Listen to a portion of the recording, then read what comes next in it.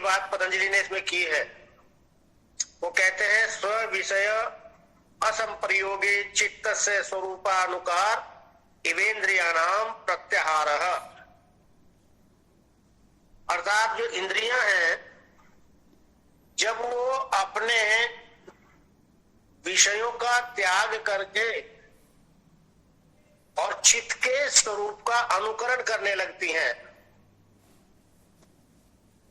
तो उसको प्रत्याहार कहा जाता है। इंद्रियों की जो चित्त का अनुकरण करना है। देखिए, इससे पहले प्राणायाम का प्रकरण चल रहा था। तो जब प्राणायाम साधक साध लेता है तो इंद्रियां अपने आप धीरे धीरे वश में आने लगती हैं, क्योंकि जो चित्त चंचल होता है और वो बहिर्गमन करता है तो तभी इंद्रियां भी विषयों के संपर्क में जाती हैं। क्योंकि इंद्रियां अपने आप में कुछ नहीं, वो तो साधन मात्र हैं, वो आदेश देने वाली नहीं है, आदेश का पालन करने वाली है। उनका जो मालिक है वो चित्त है। चित्त यदि वासना चित्त में पैदा होती है, वासना से इच्छा होती है, विषयों का ध्यान करने लगता है चित्त, तो उनके संग की कामना होती है। और जब संग की कामना होती है तो तब इंद्रियां प्रेरित होती हैं उस विषय की ओर जाने के लिए।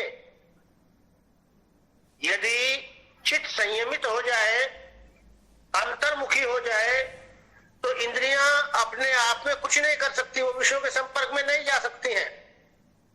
फिर वो चित्त के स्वरूप का ही अनुकरण करने लगती हैं।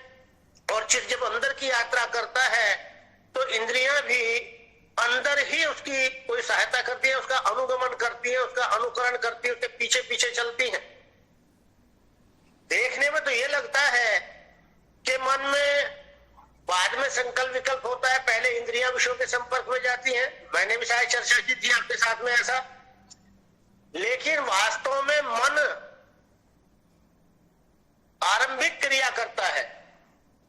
उसको देखने की या पढ़ने की, मान लो कोई पुस्तक ही है, रखी है, बंद रखी हुई है, यदि उसको पढ़ना है, मन में विचार आया आपके, तब आपकी जो कर्मेंद्रियां हैं, हाथ उस पुस्तक को उठाता है, फिर खोलता है, फिर चक्षु इंद्रियां उसके जो उसमें शब्द लिखे हैं, वाक्य लिखे हैं, उनको देखती है, तब जाकर फिर वो आगे की प्रक्रिया शुरू होती है।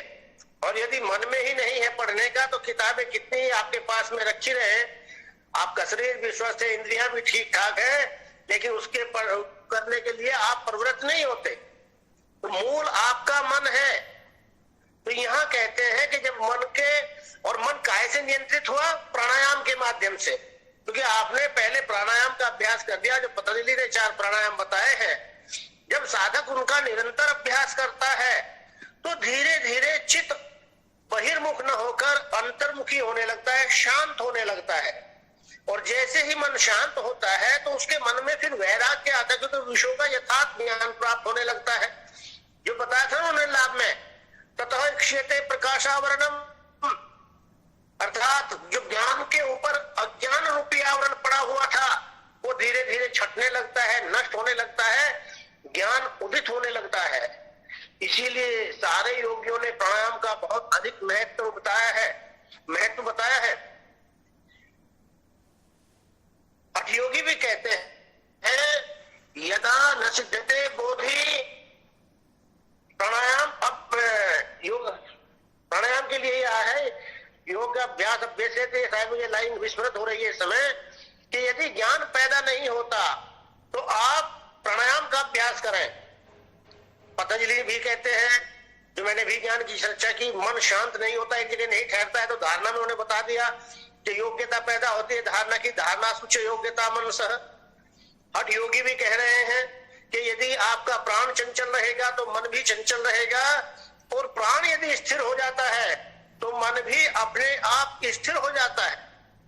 देखिए, जो इंद्रियां हमें बलात् विषयों की ओर ले जाती हैं, जो हमें प्रतीत होता है, ये बंधन का कारण है। एक प्रकार से इंद्रियों के विकार हैं। इंद्रियां परमात्मा ने इसलिए दी, इसलिए मनुष्य योनि प्रदान की कि आप आपको जान सके, चित्त के माध्यम से अनुकरण करते हुए अंदर की ओर यात्रा करते हुए मैं कौन हूं, कहां से आया हूं, ये चिंतन कर सके। ये मनुष्य शरीर इसलिए मिला है। लेकिन ये इंद्रियां हमें वो कार्य न कराकर विषयों की ओर ले जाती हैं, बहिर्मुख करती हैं, तो ये इनका विकार कहा जाता है, इनके दोष कहा जाता है। तो मनु महाराज भी कहते हैं, आपने मनुस्मृति में यदि पढ़ा हो, दह्यन्ते दमाय माना नाम धातु नाम ही यथामला तथेन्द्रिय नाम दह्यन्ते दोषा प्राणस्य निग्रह। कि जिस प्रकार अग्नि में तपाने पर धातुओं के मल नष्ट हो जाते हैं, उसी प्रकार प्राणायाम की अग्नि में तपाने पर अपने आप को, इंद्रियों के दोष दूर हो जाते हैं। आप देखिए, जब मन आपका कब चंचल होता है, एक विषय पर कब नहीं ठहरता है, जब आपके श्वास में गति बनी रहती है।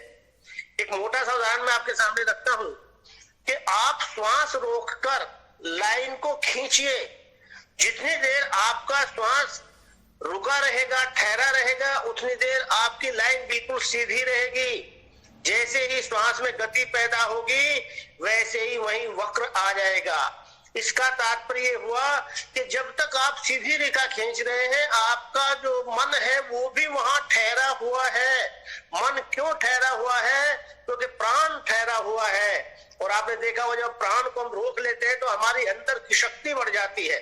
मैं तो एक किसान का बेटा हूं, मैंने कई बार देखा, खेती की 3-4 साल मैंने ग्रेजुएशन करने के बाद में, तो जब गन्ने की बुग्गी हम भरा करते थे और उसमें पेड़ खींचने, पेड़ एक रस्सा होता है, तो कहते भाई श्वास रोक के जोर लगाओ, तो इतनी ताकत लगती थी कि वो गन्नों के अंदर धस जाती थी पेड़, श्वास रोक कर झटका लगाने से। तो कहने का तात्पर्य कि अंतर शक्ति जागृत होने लगती है आप जब प्राणायाम का अभ्यास करते हैं। और जब ज्ञान, जो पतंजलि ने लाभ बता दिए, दोनों के दोनों आध्यात्मिक लाभ बताए, उन दोनों लाभों से तत्व ज्ञान पैदा होने लगता है। तो जब मन एक जगह ठहरने लगता है, धारणा की योग्यता हो जाती है, और ज्ञान के ऊपर, जब प्रकाश के ऊपर आवरण पड़ा हुआ है, अंधकार रूपी, अज्ञान रूपी आवरण, तो क्षीण हो जाता है, ज्ञान का उदय हो जाता है, चित्त प्रकाशित हो जाता है, और वो विषयों को आसानी से समझने लगता है। और जब व्यक्ति, अब आप देखेंगे, यदि व्यक्ति इन पदार्थों को आसानी से समझ ले, वास्तविकता उसके सामने आ जाए, तो अपने आप वैराग्य हो जाता है ना। आप मोटा सा उदाहरण लेके देखिए अपने बीच का ही, यदि आपको कोई भ्रम में है कि मेरा बड़ा पक्का मित्र है, बड़ा अच्छा साथी है, उसकी असलियत आप नहीं जानते हैं, तो आपकी मित्रता चलती रहती है, वो भले ही आपको धोखा भी देता रहे। लेकिन जिस दिन आपको जानकारी हो जाती है कि यार मुझे तो ज्ञान ही नहीं था, ये व्यक्ति तो ऊपर ऊपर से मित्रता दिखाता है, अंदर से ये बिल्कुल विपरीत है, मेरे विरुद्ध कार्य करने वाला है, मुझे हानि पहुंचाने वाला है, तो मन में अपने आप वैराग्य आ जाता है उसके प्रति। फिर उसकी ओर ध्यान नहीं जाता, आकर्षित नहीं होता, क्योंकि आपका जो अज्ञानता थी वो दूर हो गई। तो वैसे ही जब चित्त में ज्ञान उदित होता है, और ये बाह्य जो पदार्थ है, जितने भी भोग्य पदार्थ इस संसार में है, साधक को इनकी असलियत का ज्ञान होने लगता है। तब उसको जब ज्ञान हो जाता है, साक्षात्कार हो जाता है, तो वो फिर अपने आप ही मन इनसे विषयों से हटने लगता है। और जब मन विषयों से हटेगा तो इंद्रियां क्या करेंगी? जैसे मैंने अभी बताया कि इंद्रियां तो भाई आपके आदेश का पालन करने वाली है। तो जैसे ही विषयों से वैराग्य हुआ, वैसे ही इंद्रियां फिर अंदर की ओर, चित्त अंदर ठहर गया, फिर इंद्रियां भी उसका ही अनुकरण करने लगती है। और पूरी यात्रा बताई है, कठोपनिषद में परिभाषा में बताया कि जब इंद्रियां ठहर जाती है तो मन के लिए भी कोई कार्य नहीं रहता, और फिर बुद्धि भी निष्क्रिय हो जाती है। बुद्धि क्षण विचेष्टति कहा है, बुद्धि भी किसी प्रकार की कोई क्रिया नहीं करती, और उसी को परम गति कहा है। सामान्य अवस्था में हम जो 5 इंद्रियां हैं, ज्ञानेंद्रियां, उनके 5 ही प्रकार के आहार हैं। जो स्रोत इंद्रिय है, उसका विषय, उसका आहार शब्द है। जो चक्षु इंद्रिय है, उसका आहार रूप है। घ्राण इंद्रिय का गंध है, रसेंद्रिय का रस है, और त्वग इंद्रिय का स्पर्श है। ये 5 ही प्रकार के विषय हैं, 5 ही प्रकार के आहार है इंद्रियों के इस जगत में।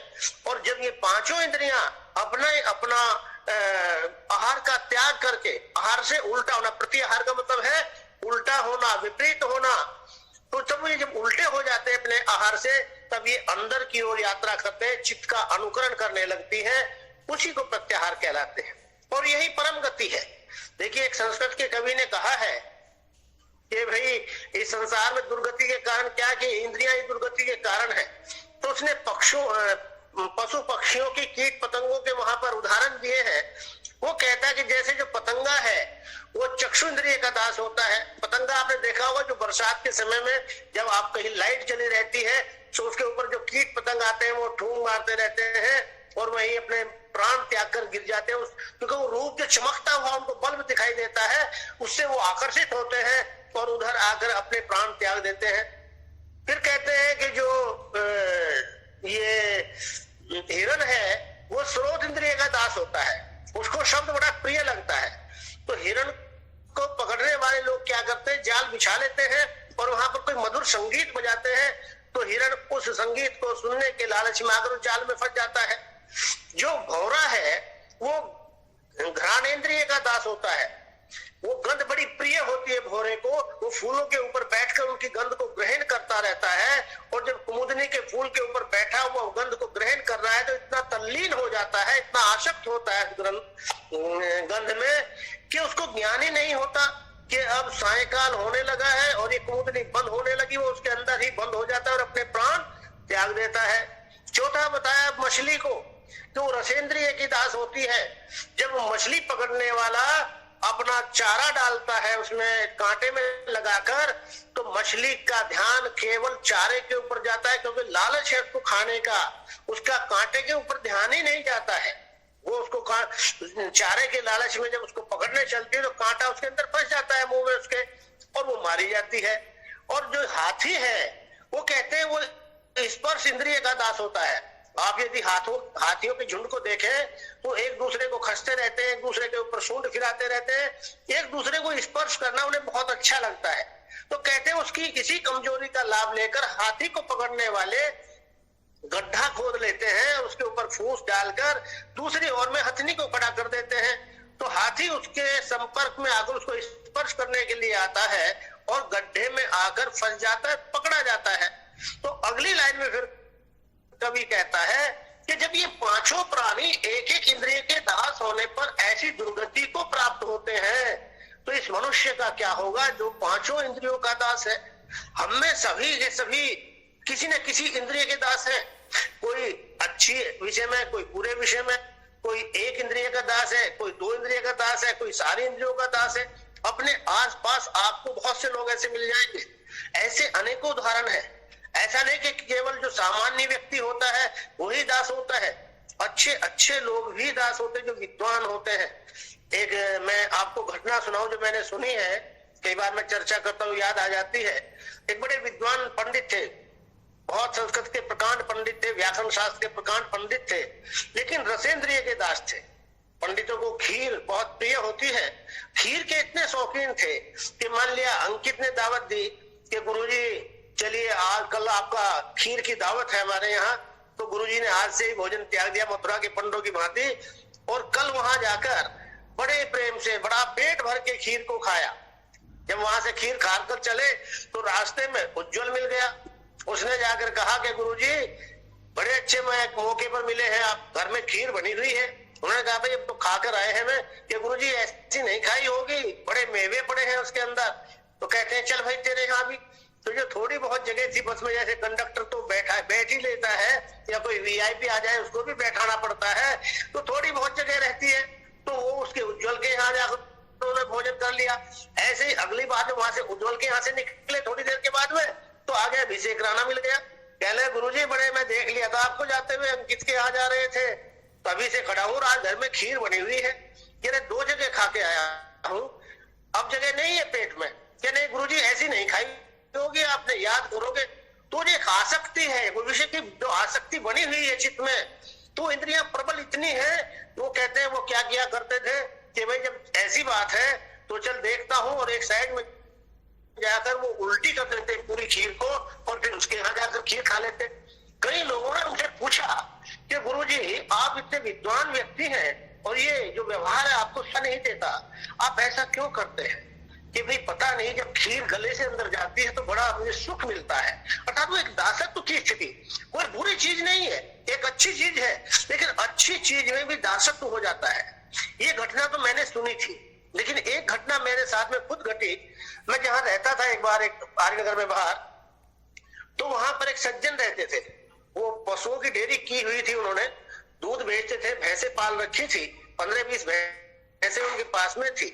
उनके 4 बच्चे थे, 2 लड़कियां 2 लड़के। बड़ी बेटी 7वीं 8वीं में पढ़ती थी, वो बड़ी थी सबसे। तो वो दोनों जो पति पत्नी थे, उन्होंने राधा स्वामी का सत्संग का नाम ले रखा था। और वो जल्दी जल्दी दूध निकालते प्रातः काल, और उनके सामने चारा डाल देते सूखा जो कुछ भी है, वो फिर अपना साइकिल पे बैठाकर अपनी पत्नी को निकल जाते सत्संग के लिए। वो प्रतिदिन उनको सत्संग में जाना था। कहीं भी वो जहां आसपास में बीएचएल में, हरिद्वार में, जहां भी आसपास के किसी गांव में सत्संग होता था, वहां चले जाया करते थे। वहां से आने में देर होती, सुबह बच्चों को नाश्ता तो उल्टा सीधा दे दिया, लेकिन जब दोपहर में वो बच्चे आते, हम देखते रहते पड़ोस में अपने, बेचारे भूखे होते। तो उनकी जो बड़ी लड़की थी, वो बेचारी ज्यादा आयु नहीं थी, 12-13 साल की लड़की थी, वही खुद खाना उल्टा सीधे बनाती, अपने भाई बहनों को खिलाती, अपने आप भी खाती। दिन भर पशु धूप में, छप्पर टूट गया, समय नहीं मिलता, सत्संग में लगे रहते हैं, तो वो धूप में खड़े रहते हैं। नीचे गड्ढे हो गए हैं, इनमें उनका गोबर और पेशाब भरा हुआ, उसी में वो खड़े हुए हैं, हाँफते रहते हैं, कमजोर हो रहे हैं। तो जब मैंने कितनी बार ऐसे देखा उनका व्यवहार, तो मैंने एक दिन उनको कहा, मैंने कहा भाई साहब, अच्छी बात है कि आपने सत्संग का नाम ले रखा है, सत्संग में आप जाते हैं, सत्संग बहुत अच्छी बात है, लेकिन उससे पहले आपका जो दायित्व है, ये इन पशुओं के प्रति और आपके बच्चों के प्रति है। आप पहले उनके जो आवश्यकताएं हैं उनको पूरा करें, उससे समय निकाल कर फिर आप सत्संग में जाएं। तो उनको गुस्सा आ गया। तो उन्होंने कहा कि भाई साहब, आप त्यागी जी क्या बात कर रहे हैं, यही तो है सत्संग, जो कुछ ये संसार को चलता रहता है। मैं चुप हो गया, क्योंकि मेरा स्वभाव ज्यादा बहस करने का नहीं। तो मैंने सोचा भाई ठीक है, लेकिन अगर आप ऐसे ही सत्संग में आपको रुचि थी इतनी, तो संन्यास हमारे यहाँ इसीलिए बताया, आप सन्यासी हो जाते, घर गृहस्थी न बसाते, पशुओं को न बांधते, उनके रस्से निकाल लेते, कहीं बेचारे छाया में बैठते, जाकर चढ़ते या पानी में अपना कहीं स्नान करते, तृप्ति करते अपनी। इसी प्रकार बच्चे न होते तो आपकी कोई जिम्मेदारी नहीं थी। अच्छी बात है सत्संग, लेकिन ये भी हमें दासत्व को प्राप्त कर लिया हमने। हम स्वामी नहीं रहे, इंद्रियां हमारी नौकर थी एक प्रकार से, और हम स्वामी थे। लेकिन इस चित्त के बहिर्गमन के कारण हम नौकर हो जाते हैं और इंद्रियां स्वामी हो जाती हैं। किसी ने मान लिया कोई नौकर रख लिया, और वो नौकर उस व्यक्ति को दिन भर दौड़ाता रहे, खुद काम बताता रहे, अपने आप कुछ ना करे, उल्टा मालिक को काम बताता रहे, तो आप क्या कहेंगे, यार इसने जब से नौकर रखा है, इसकी तो और दुर्गति हो गई है। क्योंकि जब इंद्रियों के हम दास हो जाते हैं तो दुर्गति होती है। लेकिन ऐसा नहीं है कि जो व्यक्ति इंद्रिय जयी हो जाएगा, इंद्रियों के ऊपर विजय प्राप्त कर लेगा, वो संसार का जीवन जीना छोड़ देगा, ऐसा नहीं है। मैं आपके बीच का उदाहरण देता हूँ, मैं भी विद्यार्थी रहा हूँ। विद्यार्थियों के बीच में मान लिया पिक्चर का शौक होता है, मुझे भी कभी फिल्म देखने का बड़ा शौक था। तो मान लिया यदि हम दासत्व की स्थिति में है, कल मेरा पेपर है और आज कोई मेरा साथी आया, बहुत अच्छी पिक्चर लगी हुई है, मेरा कोई जो फेवरेट हीरो है उसकी पिक्चर लगी हुई है, यदि मैं इंद्रियों का दास हूं तो मैं किताब को बंद करूंगा और तुरंत उसके साथ चल दूंगा, चल भाई फिल्म देख कर आते हैं। लेकिन यदि वो इंद्रियों का दासत्व नहीं है, वो उसके ऊपर विजय प्राप्त कर रखी है उसने इंद्रियों के ऊपर, तो वो कहेगा नहीं भाई, फिल्म तो मैं फिर भी देख लूंगा, पेपर एग्जाम के बाद फिर देख लेंगे, हॉल में नहीं देखेंगे, लैपटॉप में देख लेंगे, डेस्कटॉप में देख लेंगे, कहीं ना कहीं देख ही लेंगे, लेकिन मैं आज अपने एग्जाम की तैयारी करूंगा, कल मेरा पेपर है, मुझे उसकी तैयारी करनी है, इसलिए आप भी मत जाइए, उसको भी रोकेगा, अगर आपको जाना है तो आप जाइए, मैं तो बिल्कुल नहीं जाऊंगा। ये है इंद्रिय जयी होना, क्योंकि उसने देख लिया कि इस समय मुझे एग्जाम में परीक्षा है, वो आवश्यक है। इसको कहते हैं तत्व ज्ञान, यथार्थ ज्ञान। वास्तव में क्या है, फिल्म तो आती जाती रहती है, मेरा जो लक्ष्य है मुझे उसे प्राप्त करना है। तो इसी प्रकार साधक को प्राणायाम का अभ्यास करने पर, ज्ञान के उदित हो जाने पर तत्वों का साक्षात्कार हो जाता है। आप कहेंगे ये साक्षात्कार कैसा है? आप जैसे इंटरव्यू में आमने सामने बैठकर साक्षात्कार बोलते हैं ना, ठीक वैसे ही। जैसे दर्शनों में उदाहरण दिया गया कि आंवले को हाथ में लेकर जैसे उसके देख लेते हैं, उसकी आकृति को, उसके रंग को, रूप को, गंध को, उसके गुणों को जान लेते हैं, ठीक वैसे ही विषय को जान लेना वो साक्षात्कार कहलाता है। जानकारी में और साक्षात्कार में थोड़ा सा अंतर है, लेकिन बहुत ही महत्वपूर्ण अंतर है। जैसे मैंने बच्चे का उदाहरण शायद आपके सामने दिया हो पहले भी, कि बच्चा यदि आप कह रहे हैं कि भाई ये आग है, दीपक के लो, ये जला दे, जिसको मत छूना, बच्चे को जानकारी तो हो गई है लेकिन साक्षात्कार नहीं हुआ, वो फिर भी कौतूहलवश उसको छूने का प्रयास करता रहता है। लेकिन जैसे ही अचानक वो छू लेता है उसको, अब उसको आग और जलने दोनों का साक्षात्कार हो गया कि आग कैसे होती है और कैसे काम करती है, कैसे जलाती है। अब वो फिर दोबारा उसको नहीं छुएगा, चाहे कोई उसको छूने के लिए भी कहे तो मना कर देगा कि मैं नहीं छूंगा, जल जाऊंगा। तो ठीक ऐसे ही अभी तक हम सबके पास में जानकारी मात्र है कि संसार तो बंधन का कारण है, सारे जो विषय हैं ये भोग्य जो विषय है ये नश्वर है, क्षणिक है, ये रिश्ते नाते सब नश्वर है, इनका कोई अधिक महत्व नहीं है, ये केवल संसार में जीने के लिए है, लक्ष्य नहीं है। लक्ष्य तो अपने आप को जानना है। अभी तक केवल जानकारी है कि आत्मा अमर है, अजर है, अभय है, नित्य है, ये सारी हमें जानकारी है।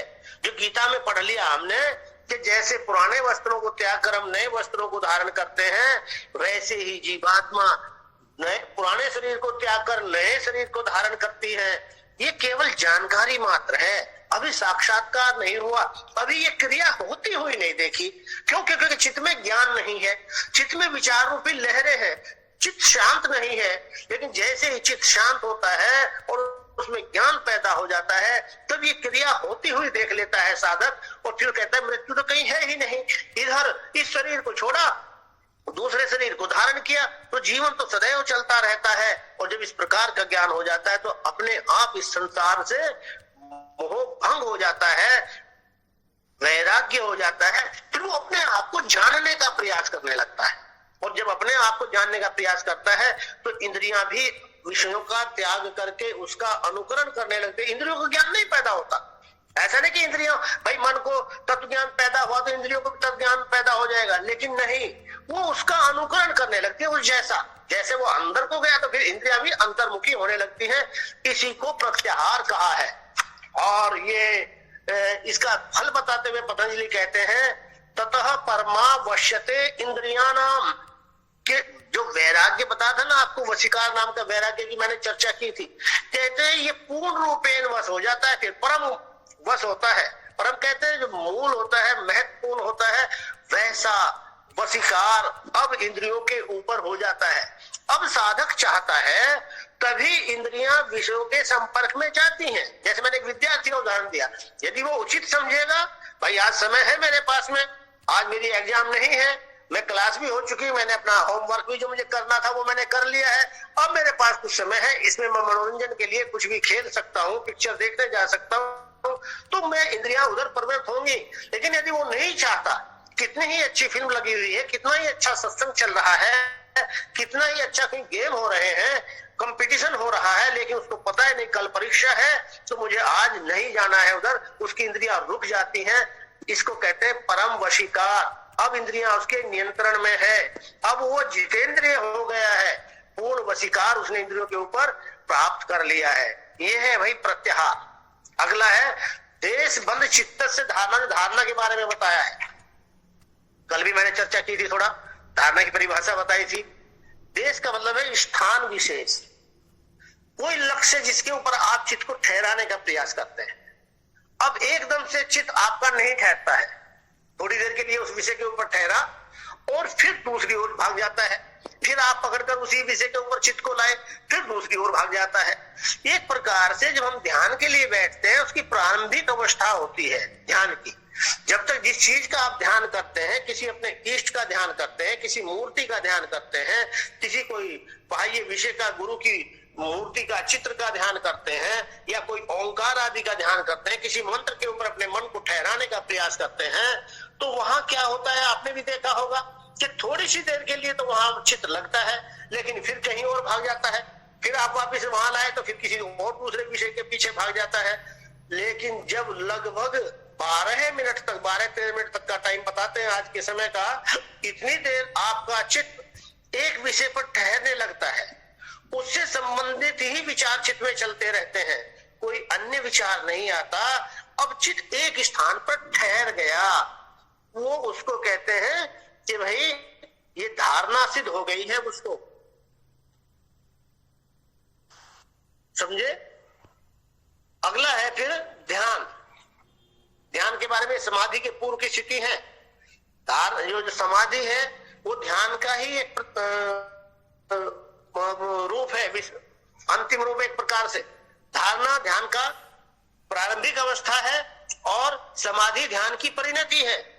ध्यान के लिए जब हम बैठते हैं प्रारंभ में धारणा को सिद्ध करते हैं, और जब ध्यान प्रगाढ़ हो जाता है उसके आगे फिर समाधि की जब चर्चा करेंगे तब बताएंगे क्या स्थिति है।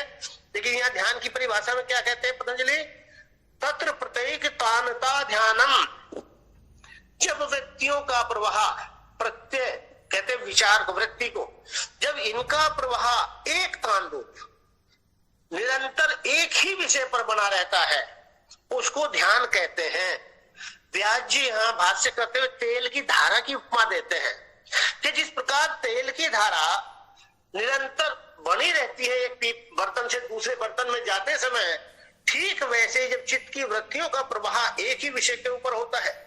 तेल का उदाहरण क्यों दिया व्यास जी ने, मैंने कई बार चिंतन किया कि भाई तेल का ही क्यों बताया, तो आप देखिए किसी और लिक्विड पदार्थ को आप डाल के देखिए, पानी को डालिए आप किसी एक बर्तन से दूसरे बर्तन में, तो एक तो छिटकता रहता है, दूसरे बीच बीच में उस धारा में आपको पानी की बूंदें दिखाई देती रहेंगी। इसी प्रकार किसी और पदार्थ को डालें तो उसमें दिखाई देता है। लेकिन तेल एक ऐसा चीज है, यदि आपका सधा हुआ हाथ है, हिलता डुलता नहीं है हाथ, तो एक बर्तन से जब दूसरे बर्तन में आप डालते हैं तो तेल की एक मोटी धारा बनी रहती है, जिसमें कोई ना बीच में गैप होता है, ना कोई बूंदे आपको दिखाई देती है, ना वो छिटकती है। एक मोटी धारा दूसरे बर्तन में आपको जाते हुए दिखाई देगी। तो ठीक ऐसे ही जब आपका जो इष्ट, जिसके ऊपर आप ध्यान कर रहे हैं, कोई भी विषय हो सकता है, वो आपके शरीर के षट चक्र आदि जो बताए हैं, या आपके जो मुद्राएं विभिन्न प्रकार की बताई है, या जो आपके बाहर कोई देवी देवता या किसी महापुरुष के चित्र के ऊपर आप करते हैं, या किसी मंत्र के ऊपर करते हैं, तब जब निरंतर वहां वृत्तियों का प्रवाह बना रहता है और बीच में कोई भी व्यवधान नहीं आता, तो तब ये ध्यान कहते हैं उस अवस्था को। निरंतर एक ही विषय के संबंधित विचार बने रहते हैं। कितनी देर में जाकर ध्यान ये लगभग सिद्ध होता है, हम बहुत अभ्यास करते रहते हैं सभी, लेकिन शायद ही किसी का ध्यान हम में से लगता होगा, क्योंकि लगभग 1 से 1.5 घंटे तक जब विचार और कोई ना आए, केवल उसी विषय से संबंधित विचार चलते रहे, उसको ध्यान कहते हैं। हो जाता है व्यक्ति थोड़ी बहुत देर के लिए तो ध्यान बहुत हो जाते हैं, इसीलिए वो आगे जीवन में कर तो जाते हैं बहुत कुछ, लेकिन आत्म स्वरूपावस्थिति को या समाधि की स्थिति को प्राप्त नहीं कर पाते, क्योंकि थोड़े समय के लिए ध्यानस्थ होते हैं, थोड़े समय के लिए ध्यान टिकता है, वो ध्यान प्रगाढ़ नहीं होता। जो जब तक ध्यान रहता है, देखिए समाधि में और ध्यान में ये अंतर है कि ध्यान की एक त्रिपुटी कही जाती है, जिसमें 3 चीजें साधक को निरंतर भान होती रहती हैं, ध्याता, ध्यान और ध्येय।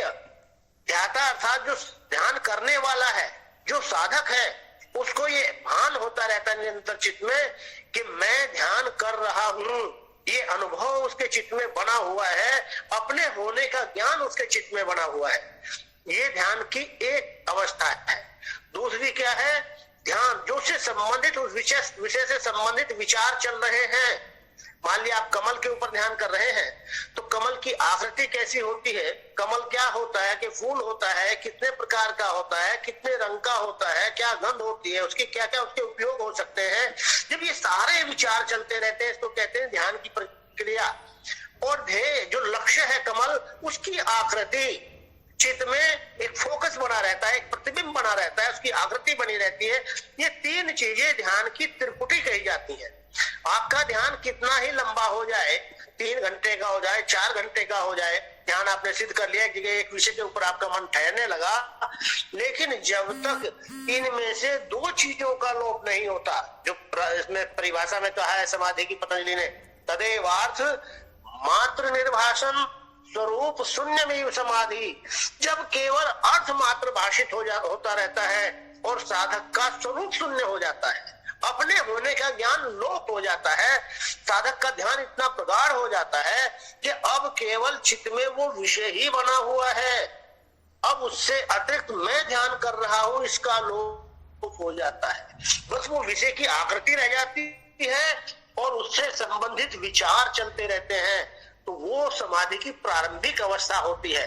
अब समाधि की कितनी अवस्थाएं उनकी कल चर्चा करेंगे, आज तो ध्यान की बात हम कर रहे हैं। अब ये ध्यान घटित कैसे हो, बहुत से ध्यान की विभिन्न विधियां बताई हैं। तंत्र शास्त्रों में आप पढ़े तो 200-250 विधियां तंत्र शास्त्रों में बताई है। केरल ऋषि ने 3 प्रकार का ध्यान बताया है, स्थूल ध्यान, सूक्ष्म ध्यान और ज्योतिर्मय ध्यान। इसी प्रकार और अनेकानेक विधियां लोगों ने वर्णित की हैं। लेकिन यहाँ किसके सहारा लेकर हम आगे बढ़ सकते हैं? भाष्य में पतंजलि ने तो केवल एक सूत्र दे दिया आपको कि एक विषय के ऊपर आपका ध्यान निरंतर बना रहे, विचार चलते रहे, वही ध्यान कहलाता है। कुछ ध्यान की विधियों की चर्चा करते हैं पतंजलि।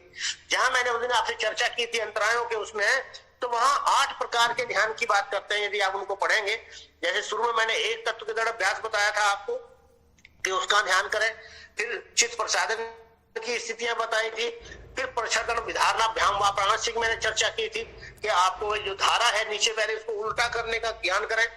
अगले चौथे ध्यान में वो कहते हैं कि विषयवती परिवर्तित उत्पन्ना मन से स्थिति निबंधनी।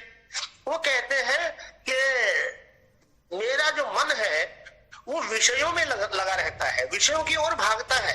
हम चाहते हैं कि वो अंतर्मुखी हो जाए, लेकिन निरंतर वो विषयों के पीछे भागता रहता है।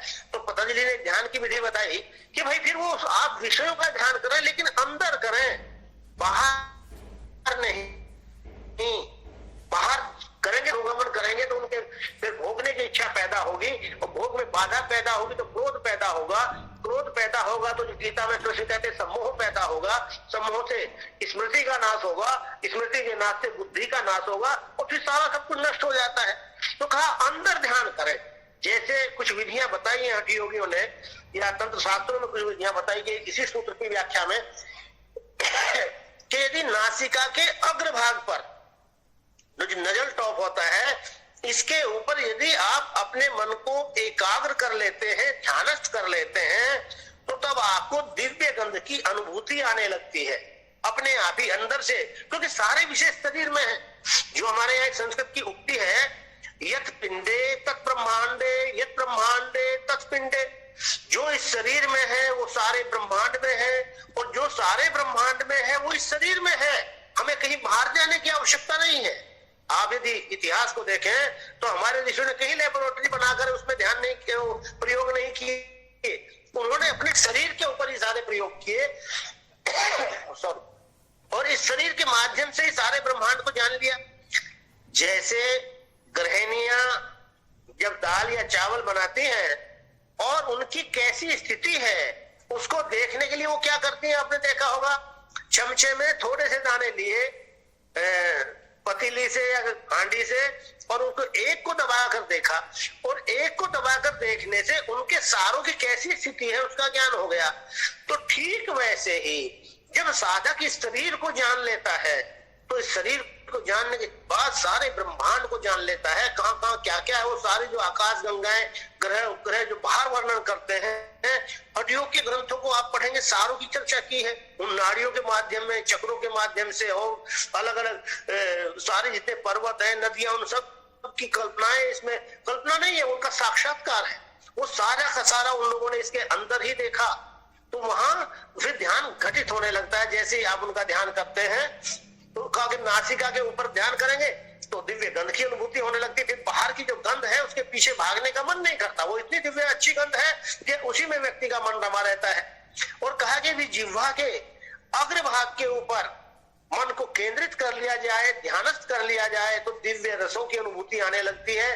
तो जो हम विभिन्न प्रकार के भोज्य पदार्थों के पीछे भागते रहते हैं, उनको उनका आस्वादन करने के लिए लालायित रहते हैं, वो हमारा भाव समाप्त हो जाता है। फिर अंदर ही उन विषयों के ध्यान से अपने आप को अंतर्मुख कर सकते हैं। इसी प्रकार जिह्वा के इसमें मूल में यदि करें तो दिव्य स्पर्श की अनुभूति होने लगती है, और यदि तालु के मूल में करें ऊपर तो दिव्य रूप की अनुभूति होने लगती है, और जिह्वा के मूल में यदि मन को केंद्रित कर ले तो दिव्य शब्दों की अनुभूति होने लगती है। ये पांचों प्रकार के जो विषय हैं, ये पतंजलि ने वहां बताए हैं कि इनका ध्यान अगर हम अंदर करें तो साधक का चित्त शांत हो जाता है। और जब जब चित्त शांत हो जाता है तो इंद्रियां भी अंतर्मुखी हो जाती हैं, और जो आगे की यात्रा है वो सारी की सारी निर्बाध गति से फिर चलने लगती है। देखिए, मैंने उस दिन भी आपको कहा था कि पतंजलि इतने बड़े दयालु हैं कि वो सोचते हैं कि साधक का कल्याण हो किसी न किसी भी प्रकार से। साधक यदि असमर्थता व्यक्त करता है, उसने एक तत्व के दृढ़ अभ्यास में कहा कि बात तो बहुत अच्छी है लेकिन ये हमारे अभ्यास के योग्य नहीं है, हम इतना इसका अभ्यास नहीं कर पाएंगे, तो फिर दूसरा उन्होंने उपाय बताया कि भावना चतुष्टय बताई है चित्त प्रसादन के लिए, उसमें भी आपने असमर्थता व्यक्त की। फिर प्राणायाम की साधना बताई उन्होंने, भाई श्वास को बाहर फेंके और बाहर ही रोक कर रखें। फिर उन्होंने तब जब आप उसको भी ना कर पाए तो कहा भाई विषयों का ध्यान करें। अब जब विषयों का भी ध्यान आदमी कह दे कि भाई बात तो कहने में आसान सी लगती है कि इनका यहाँ मन को केंद्रित कर ले, लेकिन यहाँ तो मन केंद्रित होता ही नहीं है, तो अगला सूत्र उन्होंने और दिया, एक अलग ध्यान विधि बताई, विषयों का वा ज्योतिषमति, शोक रहित ज्योति का ध्यान करें। मैंने भी बताया था आपको कि जो प्रकाश है वो ज्ञान का प्रतीक है संसार में, और प्रकाश कहां से पैदा होता है? ज्योति से। और शोक रहित का मतलब है निर्मल ज्योति। निर्मल ज्योति का आप ध्यान करें, तो जब ज्योति का ध्यान आप निरंतर करेंगे और मन वहां ठहरने लगेगा तो उससे चित्त प्रकाशित होने लगेगा। चित्त की जो अज्ञानता है, चित्त का जो अंधकार है, वो धीरे धीरे दूर होने लगता है और उस ध्यान से तत्व का साक्षात्कार होने लगता है। अब आप कहें कि भाई ये तो बात तो अच्छी बता रहे हैं आप, लेकिन यार ये तो बड़ी विकट स्थिति है, कैसे भी इतना अभ्यास करेंगे, कहां तक कितना लंबा अभ्यास करेंगे, कब जाकर ये पैदा होगा? तो पतंजलि एक और ध्यान की आपको बात करते हैं 5वें नंबर पर, 6ठे नंबर पर। वो कहते हैं वीत राग विषयम वा चित्तम, वैरागी पुरुषों के चित्त का ध्यान करें। तो हम उसका भी अनुकरण नहीं कर पाते हैं। आपने देखा होगा जो वैरागी पुरुष हुए हैं, यदि आप इसे धीरे समझते हुए उच्चते गीता में कृष्ण कहते हैं, वैसा यदि कोई व्यक्ति आपको दिखाई देता है इतिहास में तो श्री राम है।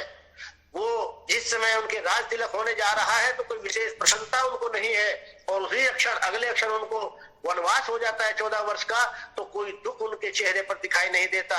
ऐसे व्यक्तियों के चित्र तो हम लगा लेते हैं अपने ड्राइंग रूम में या अपने बेडरूम में या अपने मंदिर में, कहीं भी लगा लेते हैं, मंदिर में उनकी मूर्ति भी लगा लेते हैं, लेकिन उनके चित्त का कभी ध्यान नहीं करते। वो कैसे थे, उनके कैसी व्यक्तित्व था उनका, कितना पिता के आज्ञाकारी थे, कितना माता के आज्ञाकारी थे, कैसे इन सांसारिक पदार्थों में उनका क्या व्यवहार था, कभी ये चिंतन हम नहीं करते हैं। याज्ञवल्क्य कैसे थे, पतंजलि कैसे थे, गोरक्षनाथ कैसे थे, विवेकानंद कैसे थे, दयानंद कैसे थे, हम इन महापुरुषों के चित्र तो लगा लेते हैं, लेकिन कभी उनके चित्त का अनुकरण नहीं करते, ध्यान नहीं करते। यही कमी रह जाती है। यदि उनके चित्त का, हम वैरागी जो पुरुष हुए हैं, उनके चित्त का हम अनुकरण करने लगे, ध्यान करने लगे, तो धीरे धीरे उनके सारे गुण हमारे अंदर आते चले जाते हैं। हमारे यहाँ इसीलिए परमपिता परमात्मा की उपासना करना बताया कि उनके उपासना का मतलब है समीप बैठना, समीप आसन लगाना, उप का समीप और आसन उनके पास बैठना, अपने आप को परमपिता परमात्मा के नजदीक मानना। ये प्रतिदिन का जब हम ध्यान करते हैं तो धीरे धीरे वो सारे गुण, जैसे मैंने बताया कि एनर्जी अधिक से कम की ओर ट्रांसफर होती है, और वो तो सुप्रीम पावर है, सुप्रीम एनर्जी है। वो एनर्जी जब हम अपने आप को वहां बैठा हुआ अनुभव करते हैं तो धीरे धीरे हमारे और ट्रांसफर होने लगती है, हमारा चित्त भी उन गुणों से परिपूरित होने लगता है जो गुण हम परमपिता परमात्मा में घटित करते हैं। और ये कोई कपोल कल्पित बात नहीं है, ये तो मोटी सी बात है। आप मान लिया गंगा के किनारे बैठे हैं, गर्मी के समय में सायंकाल आप गंगा किनारे बैठे हुए हैं, घूमने जाते हैं, तो वहां आपको शीतल वायु मिलती है। क्यों मिलती है भाई? क्योंकि आप बैठे ही ऐसे स्थान पर है। अब आपके चाहने या न चाहने पर निर्भर नहीं है, आप उस स्थान पर बैठे हैं तो वहां जब तक बैठेंगे, जब तक आपको शीतल वायु मिलती रहेगी, और प्रतिदिन बैठेंगे तो उससे आपको बहुत लाभ मिलेगा। आप सर्दियों में आग के पास बैठे हैं तो अब आपको उष्णता मिलेगी ही, आप चाहें या न चाहें, ये आपके चाहने या न चाहने पर निर्भर नहीं है, ये आपको स्वयं मिलने लगती है, क्योंकि आप बैठे ही ऐसे स्थान पर है जहां से ऊष्मा बह रही है। तो उसी प्रकार भाई जब आप उस परम पिता परमात्मा के समीप बैठते हैं या वैरागी पुरुष के चित्त का ध्यान करते हैं तो वो एनर्जी आपको प्राप्त होती ही है, और एक धीरे धीरे लंबे समय, क्योंकि ये अभ्यास है, और अभ्यास, फिर वही 3 बातें आ जाती हैं अभ्यास में कि लंबे समय तक निरंतरता पूर्वक श्रद्धा के साथ जब आप इसका अभ्यास करते हैं तो धीरे धीरे आपका चित्त भी वैसा ही हो जाता है। ये तो मोटी सी बातें आपने कहते हुए भी सुना होगा, आपने बीच में ही लोगों को आपने कहा होगा कि भाई यार ये आदमी तो बड़ा खराब था और ये तो बहुत अच्छा आदमी बन गया, ये चमत्कार कैसे हुआ? तो आपको पता चला, जिससे आपने पूछा था उसने बताया, अरे ये जब से को गुरुजी है ना, जो महात्मा जी हैं, उनके साथ में बैठने लगा और जैसे उनके साथ में बैठा तो सुधर गया। क्यों? क्योंकि उस गुरुजी की, उस महात्मा की जो पॉजिटिव एनर्जी थी वो पावरफुल थी, इसकी जो पॉजिटिव एनर्जी थी वो कम थी, या नेगेटिव एनर्जी भी उतनी पावरफुल नहीं थी। जितनी पॉजिटिव एनर्जी उसकी पावरफुल थी, उधर से एनर्जी ट्रांसफर होने लगी और धीरे धीरे ये पूरा आदमी अच्छा बन गया। ठीक इसी के प्रकार दूसरा भी वाक्य आपने बोला होगा, अरे तो बहुत भला आदमी था यार, ये कैसे खराब हो गया, तो बिगड़ गया बिल्कुल। तो पता चला कि वो किसी ऐसे खराब व्यक्ति के पास बैठने लगा जिसकी नेगेटिव एनर्जी उसकी पॉजिटिव एनर्जी से ज्यादा प्रबल थी, और धीरे धीरे नेगेटिव एनर्जी उधर आई तो धीरे धीरे उसका चित्त बदल गया और वो अच्छे से खराब आदमी हो गया। तो ये सारा यहाँ चिंतन करें आप इस प्रकार से, तो धीरे धीरे उन पुरुषों के चित्त का अनुकरण करते हुए वैराग्य भाव मन में पैदा होता है, संसार के विषयों में अनासक्ति का भाव पैदा होता है और हम अंतर्मुख होते हुए आत्मोपलब्धि को प्राप्त कर लेते हैं। अब आपने कहा कि भाई बात तो आप ठीक कहने लगे, यार बड़ी लंबी यात्रा है, बड़ा कर पाएंगे, कोई और उपाय बताइए, क्योंकि हम तो सोचते हैं कुछ ना करना पड़े। मैंने तो देखा कि कई बार मेरा योग शिविर लगवाया, एक करमवीर जी के भाई मेरे लेके गए थे कलकत्ता में, तो वहां एक सज्जन आए कि ये योग से सुना तो है, लाभ बहुत होता है, हो भी रहा है, लोग बता रहे हैं आपके शिविर में आ रहे हैं, लेकिन कोई छोटी गोली नहीं है क्या जिससे लाभ मिल जाए? क्योंकि हम कुछ भी करना नहीं चाहते हैं। यहाँ साधक फिर मान लिया असमर्थता व्यक्त कर रहा है पतंजलि के सामने कि भाई यार ये ध्यान भी आपने बताया तो ठीक है, लेकिन कोई और आसान सा ध्यान बता दे। तो अगला 7वें नंबर पर वो कहते हैं स्वप्न निद्रा जाना लंबनम वा, नहीं ये तो हाँ, स्वप्न निद्रा जाना लंबनम वा, आप इस प्रकार ध्यान करें संसार का, जैसे स्वप्न में आप देखते हैं। स्वप्न में क्या होता है, आप इसकी 2 प्रकार से व्याख्याएं करते हैं जो भाष्यकार है कई बार देखते समय। वो कहते हैं मान लिया स्वप्न में आपने बहुत कुछ देखा, बहुत कुछ किया, खाया पिया मौज मस्ती की, भयभीत हुए, हंसे, डरे, भागे, लड़े झगड़े, लेकिन जब आंख खुलती तो कुछ भी नहीं है, सारा का सारा मिथ्या था। तो वैसे ही ये संसार है, इस संसार को भी, जीवन को भी एक लंबा स्वप्न मानकर यहाँ यात्रा करें, मन में भाव रखे कि है कुछ नहीं, एक दिन समाप्त होने वाला है। जैसे स्वप्न की चीजें समाप्त हो जाती हैं, वैसे संसार की चीजें भी, सारे नश्वर पदार्थ हैं, ये भी नष्ट होने वाले हैं, ये भी छूटने वाले हैं, ये भी छूट जाएंगे। इस प्रकार का जब ध्यान करते हैं तो मन शांत होने लगता है, और मन शांत होता है तो निश्चित रूप से वो अंतर्मुखी होने लगता है। आपको इसमें कठिनता दिखाई देती है तो कई लोग कहते हैं कि जिस चीज का मान लिया कोई बहुत अच्छा सपना आया और आप सोचते हैं कि बार बार यही सपना मुझे दिखाई दे, तो उसका चिंतन करते रहे, क्योंकि अच्छी चीज जो हमें अनुकूल होता है उसका चिंतन हम ज्यादा करते हैं, और जब उसका चिंतन हम ज्यादा करते हैं तो वहां से हमारा मन हटने लगता है दूसरे विषयों से, उसकी ओर केंद्रित होने लगता है, और धीरे धीरे जब उसको भी पूर्ण रूप में जान लेते हैं तो फिर वहां से भी वैराग्य हो जाता है, क्योंकि अब तो सब कुछ जान लिया जो जानना था। समाधि की अवस्था में जब चर्चा करेंगे तब पता चलेगा कैसे चित्त में फिर विवेक ख्याति पैदा होती है कि इस विषय में भी अब जो कुछ जानना था सब कुछ जान लिया। जैसे मैंने उस दिन वो आपको विवेक ख्याति के साथ बताए थे कि अवस्थाएं बताई थी कि अब कुछ जानने को शेष नहीं रहा, तो साधक के चित्त में अपने आप वैराग्य आ जाता है उस विषय के प्रति भी, और वो विषय भी छूट जाता है, और जब चित्त शांत को प्राप्त हो जाता है। लेकिन आपने कहा कि भाई बातें तो ये बताते आपको भाई थक गए होंगे या कोई ध्यान की विधि उन्होंने आपके उपयुक्त नहीं समझी, तो अब उन्होंने कहा कि यथाभिमुख ध्यानात्वा, क्योंकि सबके चित्त की स्थिति एक सी नहीं है, सबके लिए एक उपाय नहीं हो सकता है, जिसके चित्त की जैसी स्थिति है वो वहीं से उसका रास्ता निकल सकता है। उन्होंने कहा कि जो भी आपका इष्ट है, जो भी आपका अभिमत है, उसी का ध्यान कीजिए, जिसमें भी आपकी श्रद्धा है उसी का ध्यान कीजिए। उसी का ध्यान करते करते आपका चित्त धीरे धीरे शांत हो जाएगा, क्योंकि आप फिर ध्यान करने से, जैसे मैंने पहले भी बताया आपको, कि दृष्टि में समग्रता आ जाती है, समग्रता, हर पॉइंट के ऊपर निगाह जाती है। और जब हर पॉइंट के ऊपर निगाह जाती है तो साधक के चित्त में फिर ज्ञान पैदा होने लगता है। जानकारी के बाद में फिर साक्षात्कार की स्थिति आने लगती है। शुरू में हमारा मन कहाँ लगता है? जो हमारे अनुकूल है। यदि जो ऋषियों के बताए हुए मार्ग के ऊपर आपका चित्त ठहरने लगे तो बहुत अच्छी बात है, सोने में सुहागा है। लेकिन यदि उन पर नहीं ठहरता तो किसी एक चीज का ध्यान कीजिए जो आपको अच्छी लगती है, जिसमें यदि वो मैंने पहले भी आपके साथ में चर्चा की थी कि यदि भाई कोई आध्यात्मिक विषय है तो सोने में सुहागा है, लेकिन यदि कोई सांसारिक विषय भी है और मन वहां ठहर गया है, एकाग्र हो गया है, तो अब मन के ग्रहण करने की क्षमता बढ़ जाती है। और आपके सौभाग्य से, आपके प्रारब्ध से कोई गुरु आपको मिल गया, थोड़ी सी डायरेक्शन उसने चेंज की तो फिर आपका एकदम से मार्ग बदलकर आप आत्म स्वरूपावस्थिति की मार्ग पर चलने लगते हैं, वो आपको प्राप्त हो जाती है। एक उदाहरण, मुझे घटना याद आ रही है, किताब में मैंने पढ़ी थी, तो मैं आपको सुनाऊंगा कि कैसे ध्यान से आदमी मन एकाग्र हो जाता है, शांत हो जाता है। अनुकूल विषय में हमारा जो हमारे प्रिय विषय है उसमें आसानी से एकाग्र हो जाता है। आपने देखा होगा, आप नॉवेल के शौकीन हो, कोई नॉवेल आप पढ़ रहे हैं, उपन्यास आप पढ़ रहे हैं, तो आप कितने एकाग्र हो जाते हैं उसमें कि ट्रेन धड़धड़ाती हुई बराबर से निकल जाए, आप इतने खोए हुए हैं उसमें, आखिर आपसे कोई पूछे यार ट्रेन गई है क्या, तो आप कहते हैं यार पता नहीं, ध्यान नहीं, मैं किताब में खोया हुआ था। कोई व्यक्ति गया है कि यहाँ से, कि शायद कोई गया तो होगा, लेकिन कौन गया मुझे पता नहीं, क्योंकि मैं इसमें ध्यानस्थ था। तो ऐसी घटना मैंने पढ़ी। एक कोई गांव का देहाती आदमी बेचारा, जो पढ़ा लिखा नहीं था, भैंस पालन करता था अपना, तो उसको भी आध्यात्मिक वृत्ति थी। मन कहीं से पता चला आध्यात्मिक चर्चा में कि कोई गुरुजी है, किसी आश्रम में रहते हैं और वो ध्यान की बहुत अच्छी विधि सिखाते हैं, जिससे साधक अपने स्वरूप को पहचान लेता है, सारे बंधन से मुक्त हो जाता है। उसके भी मन में जिज्ञासा आई, वो महाराज जी के पास पहुंचा और महाराज जी से उसने पूछा कि मैंने सुना है आपको ध्यान की विधि बता दे, तो मुझे भी बताइए।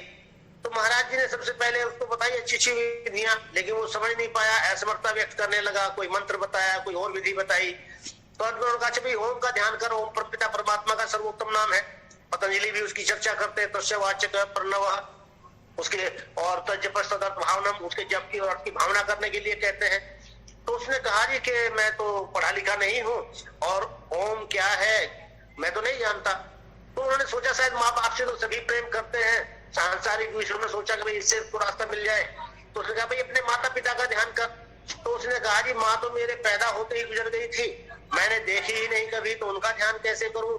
और मेरे पिता उसी बात से मुझसे रुष्ट हो गए थे कि उनकी सहधर्मिणी मेरे कारण चल बसी, तो वो तो मुझे बचपन से पालन पोषण तो किया, लेकिन इतने रुष्ट रहते हैं, डांटते डपटते रहते हैं कि उनका तो ध्यान आते ही मैं पीपल के पत्ते की भांति कांपने लगता हूँ। तो उनका ध्यान करने के मेरा चित्त कहाँ से शांत हो जाएगा। तो अब वो जैसे पतंजलि ने कहा कि यथाभिमत ध्यानात् वा, उन गुरुजी ने भी उस व्यक्ति के ऊपर ही छोड़ा और उससे पूछा कि भाई तुम ये बताओ, तुम्हें संसार में कोई तो चीज ऐसी प्रिय होगी जिसमें तुम्हारा मन लगता होगा।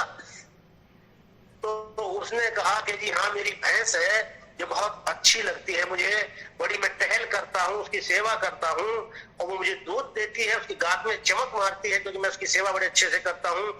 जब तक मैं दिन में 3-4 बार उसके ऊपर हाथ न फिरा लूं, मुझे शांति नहीं मिलती, मुझे वो सबसे प्रिय है। तो गुरुजी ने कहा कि चाह अंदर बैठ जा कमरे में और उसी का ध्यान कर, पैर के खुर से लेकर सींग तक उसके प्रत्येक अंग का ध्यान कर, वो कैसी है। तो जाकर बैठ गया। तो अनुकूल चीज में मन, जिसमें हमारी श्रद्धा होती है, जिसमें हमारा प्रेम होता है, उसमें मन बड़ी आसानी से लग जाता है। वो बैठ गया, चिंतन करने लगा, तो धीरे धीरे मन इतना शांत हो गया कि 3 दिन बैठे हुए हो गए। अब गुरुजी समझ गए कि इसका ध्यान पूरा लग गया है, मन एकाग्र हो गया है पूर्ण रूपेण। अब उन्होंने उसको आवाज दी, तेरे बच्चा बाहर आओ, खाने का समय हो गया है। अब जब मैंने एक समाधि की पहली स्थिति को प्राप्त कर चुका है व्यक्ति, जहां वो अपने स्वरूप को भूल गया, वो तो केवल, जो मैंने अभी बताया था समाधि की भाषा में, केवल अर्थ मात्र, जो विषय है, अर्थ कहते हैं विषय को, जिस विषय का ध्यान कर रहा था वहां तो वही रह गया, अपना स्वरूप तो भूल गया, है ही नहीं अपना स्वरूप कैसा है। तो उसने कहा कि उसमें खोया हुआ था भैंस के चित्त में, विचारों में। तो उसने कहा महाराज जी बाहर कैसे आऊं, मैं तो सींग बहुत बड़े बड़े हैं, मेरा शरीर बड़ा भारी है और ये आपका दरवाजा तो छोटा है, इससे तो मैं बाहर नहीं आ पाऊंगा। अब गुरुजी समझ गए कि भाई ध्यान की पराकाष्ठा को इसने प्राप्त कर लिया है, प्रारंभिक अवस्था समाधि की इसको प्राप्त हो गई है। अब उन्होंने थोड़ा सा तत्व ज्ञान का उपदेश किया तो मन ने तुरंत ग्रहण कर लिया। क्यों? क्योंकि मन ठहर चुका था एक जगह। आप कल्पना कर सकते हैं कि जब हमारा बटा हुआ मन इतनी चीजों को हम आगे कर लेते हैं, कोई अच्छा हमारे में से साइंटिस्ट बन जाता है, कोई डॉक्टर बन जाता है, कोई लॉयर बन जाता है, अपने अपने क्षेत्र में हम थोड़ा सा इतना बटा हुआ मन होने पर भी थोड़ा बहुत एकाग्र करके बहुत आगे बढ़ जाते हैं। यदि पूर्ण रूप में एकाग्र हो जाए तब क्या नहीं हो सकता भाई। मैंने पहले भी आपको उदाहरण दिया था कि सूर्य की रश्मियां चारों ओर फैली हुई दिन में, लेकिन आग कहीं नहीं लग रही। लेकिन यदि एक लेंस के ऊपर उनको केंद्रित कर लिया जाए तो आग लगाने में समर्थ हो जाती है। वैसे ही मन की इस बटी हुई शक्ति को यदि एक स्थान पर ठहरा लिया जाए तो इससे क्या नहीं हो सकता, सब कुछ हो सकता है। तब साक्षात्कार तो फिर आसान हो जाता है होना, बहुत छोटी बात रह जाती है इसके लिए। तो ये केवल समझाने के लिए है कहानियां, ये नहीं आप कहने लगे नहीं गुरु जी भैंस का ध्यान करने लगे। यहाँ कहा कि जो आपका अभिमत है, जिसमें आपकी श्रद्धा है, उसमें ही आप अपने मन को लगाएं। और जो पतंजलि ने बताया कि वृत्तियों का प्रवाह एक तान रूप में निरंतर बना रहे, ऐसा ध्यान हो जाए। और यही ध्यान आगे चलकर जब प्रगाढ़ हो जाता है, जब अपना स्वरूप भी साधक भूल जाता है, तो समाधि की प्रारंभिक अवस्था में परिवर्तित हो जाता है, जहां केवल चित्त में अर्थ मात्र भाषित होता रहता है। स्वयं का जो स्वरूप है वो शून्य हो जाता है। अपने होने का फिर साधक को ज्ञान नहीं रहता, जो साधक समाधिस्थ हो जाता है। तो ये मैंने भाई आपको प्रत्याहार, धारणा और ध्यान के बारे में बताया।